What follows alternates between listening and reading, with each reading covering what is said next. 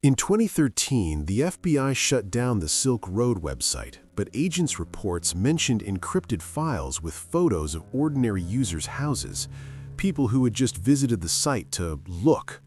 Back then, it seemed like an urban legend, a tall tale to scare tourists on the darknet. Don't just browse, they'll come for you. Nonsense. My name is Alex, and that Friday, I was bored to the point of nausea. It had been raining for 3 days straight, streaking down like dirty tears on my apartment window. I'm a sysadmin. I work remotely. My world is 4 walls, 3 monitors, and the quiet hum of a system unit. My motivation was mundane. I needed one specific package for fine-tuning a VPN server.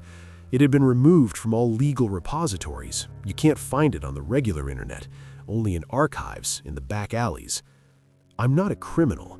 Curiosity is just part of the job. I loaded Tor. It's a tool for bypassing blocks. I don't dive headfirst into red rooms. I saw that gore about 10 years ago. Silly pictures they ask Bitcoin for. Child's play. The network loaded slowly, hopping through nodes. I yawned. I followed a couple of links, found the archive I needed, downloaded it. A 5-minute job. I stretched, my neck cracking, and was about to close the browser when my gaze caught on a link at the very bottom of the page. No title, no description, just the words "Forum Access." Banality itself. I clicked. The loading took forever. The picture loaded line by line like in the old days on a prehistoric modem, and finally it appeared. It didn't look like any darknet site. No black background with bloody fonts. On the contrary, a blindingly white background, almost burning my eyes in the semi-darkness of the room. The font was monospaced, gray. The interface resembled the corporate admin panel of some bank circa 1999. Bland, faceless, boring. In the middle of the page was a list of 5 lines. No headers, no formatting, just numbering.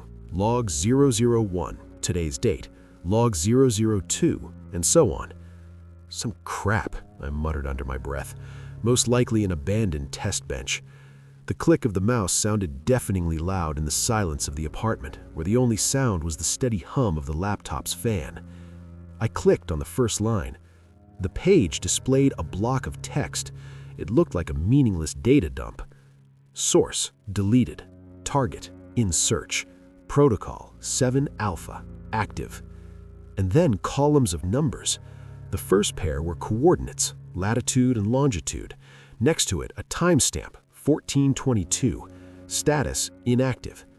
I automatically estimated. The coordinates led somewhere to central Paris. The next numbers, Berlin, time 1601. Status, in motion. Then Moscow, 1940. Status, completed. It looked like a log from some tracker. Maybe test data for a GPS app? Boring. I opened the developer tools. The HTML code was primitively clean, but right at the beginning I noticed a strange comment written as if for insiders. Phase 1, observation. Targets remain unaware. Maintain radio silence. Goosebumps ran down my spine, not because of the text. Such inserts are made for atmosphere, but because of the style. It wasn't flashy cyberpunk. It was cold, almost military bureaucracies, like in a technical specification for a liquidation. I refreshed the page. Nothing changed. I decided to see what the scripts were trying to do. My firewall showed several blocked attempts. The site was trying to gently knock on my printer's ports, on my router's web interface. Scanning. Primitive, but persistent. The dryness in my mouth reminded me of itself. I took a sip of cold coffee from the table. It was bitter and disgusting, like sludge. Suddenly, in the corner of the screen, a warning from the Tor browser itself flashed. Circuit path change. Possible traffic correlation attempt to discover your IP. My heart skipped a beat. Traffic correlation. That's when someone tries to figure you out by analyzing network delays. But such a warning could also pop up due to a glitch, a congested node. I exhaled. Paranoia is the main enemy in this business. I returned to the list of logs and opened the 4th one. The same structure, but at the top it said, Target established. The word was highlighted, an unpleasant, heavy word. The coordinates below led to various points in New York: a residential area in the morning, a park in the afternoon, another district in the evening. It looked like someone's day, someone's route. Click. Log 5. The last on the list, the freshest, with today's date. Source: local node 7C3. Target: established. Protocol 7 beta active. Local node? That could be an identifier for my current session in the network, maybe a coincidence. I scrolled further down to the data. First line: coordinates and timestamp 8:30:000. Status: routine. My fingers were already reaching for the keyboard on their own. I switched to Google Maps on the second monitor, typed in the numbers. The map swam, zooming. Country: Russia. City: my city. District: my district.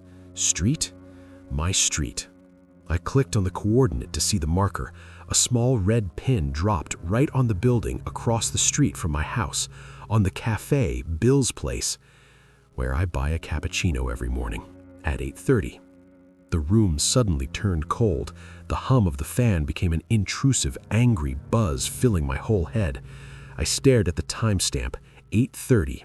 That's not just a place, that's a place and time, my ritual. I frantically looked at the next line. New coordinates, timestamp 1000. Status: routine. Input: map. Green Cape Park, where I went for a run yesterday at lunch, exactly at 1, to clear my head. Third line: coordinates, timestamp 17:20:000. Status: completed. My old office, where I stopped going 3 months ago, but where I stopped by last week to pick up a forgotten flash drive. It was around 5 in the evening. I sat, motionless. The dryness in my eyes turned into a sting, but I couldn't tear my gaze away from the screen, from these 3 lines forming a perfect, humiliating triangle of my boring, predictable life. They didn't just know my schedule, they documented it, logged it as data with statuses: routine, completed. In the tomb-like silence, broken only by the flickering cursor on the blindingly white screen and the steady hum of the hardware, a new sound rang out, sharp, piercing, cutting through the silence, making my heart pound in my temples. The doorbell. The bell hit my nerves like an electric shock. I froze. The monitor glowed white before me. Those numbers still burned onto my retina. After 5 seconds, a second insistent ring.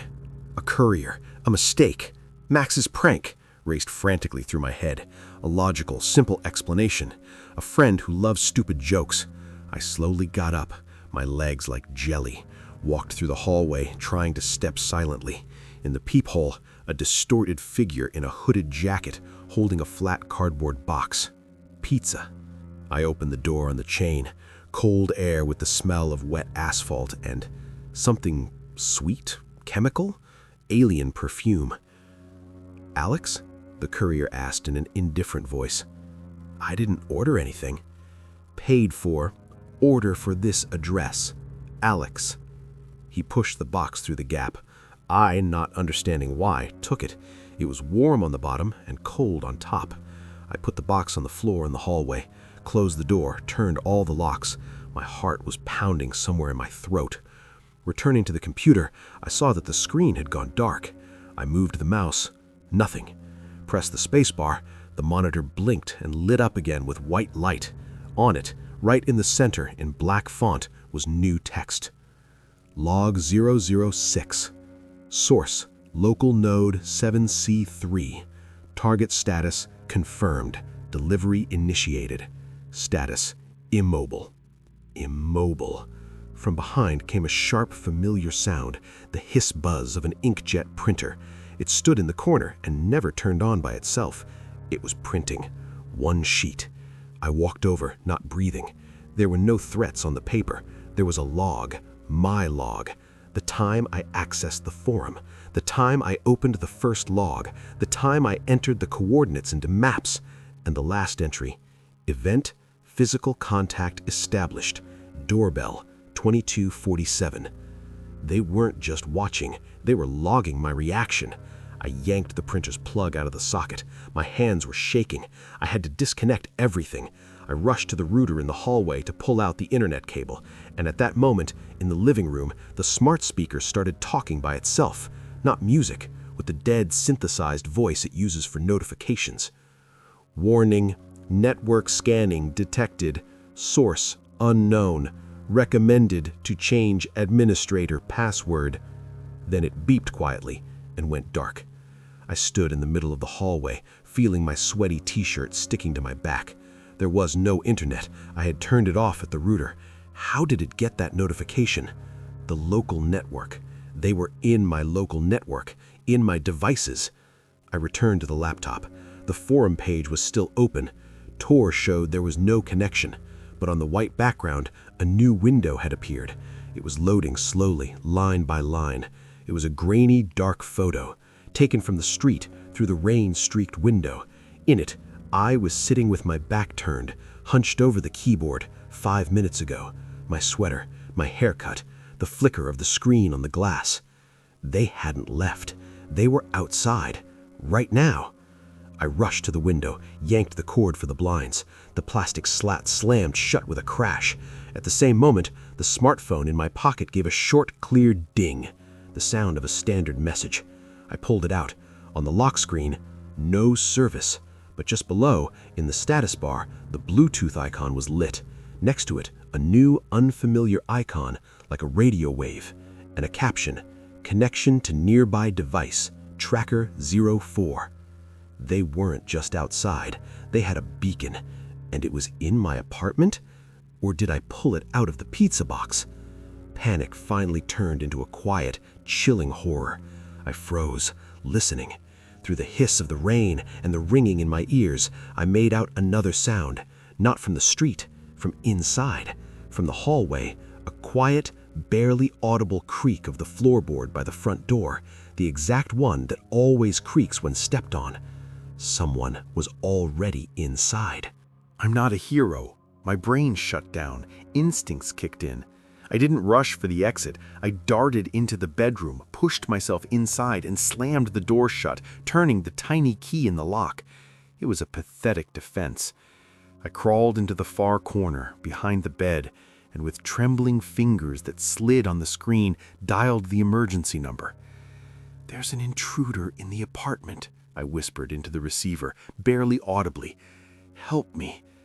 A sound came from the living room, not a rough break-in, a quiet, careful click, like a balcony door closing, the very one on the first floor, which I, in my panic, might not have locked with the top hook. Then, footsteps, soft, receding, and the sound of the front door opening and closing. The police squad that arrived 15 minutes later found me in the corner of the bedroom. They searched the apartment. No one. The balcony door was locked from the inside. "No signs of forced entry," the senior officer said, looking at me with tired eyes. "Are you sure?" I showed them the printout. "This is some kind of code. Are you a programmer?" I showed them the photo on the laptop. The screen was clean, browser history empty, cache cleared. "Looks like Photoshop. Grain, noise, easy to do." "The pizza? Well, maybe you ordered it in a state of stress. Forgot. It happens." They checked the Bluetooth signal, found nothing. "You," the policeman said, putting his notepad in his pocket, "have classic symptoms of overwork, a panic attack. The internet is only harming you. Have some valerian, sleep more." Their car drove away. I was left alone in my suddenly alien and huge apartment. The gaslighting was perfect. I myself was starting to doubt. The next morning, I started selling everything. A month later, I moved to another city, into a faceless rented apartment on the 12th floor. A new laptop, a new number, a new name on social media. I became just A. I got a job in a small IT department, worked quietly, didn't get close to anyone. 3 months passed. I started to breathe. At night, I still checked the locks and taped over the webcam, but the sharp fear had been replaced by a background, resigned anxiety. I came to terms with the thought that privacy is an illusion, but I thought that at least I had fallen off their radar. This morning was cold. I was putting on a new jacket, bought a week ago in a big store. It was warm, roomy. Zipping it up, I stuck my hand into the right pocket to check if I had left old gloves there. My fingers didn't find fabric. They touched something hard, warm, crumpled. A piece of paper. I slowly pulled it out. It was a scrap of ordinary printer paper, crumpled into a tight ball. I unfolded it, smoothed it with trembling fingers. There were no threats, screams, or demons on it. Just one line, printed in that same ugly mono-spaced font. Log 999. Status: observation continues. Carry on. I stood in the silence of my new safe apartment on the 12th floor and looked at those words. Outside the window, a foreign city hummed. Somewhere in the pocket of my new coat, a Bluetooth module beeped quietly, barely audibly, connecting to an invisible network. They weren't pursuing. They weren't even threatening. They were just observing. And observation is forever.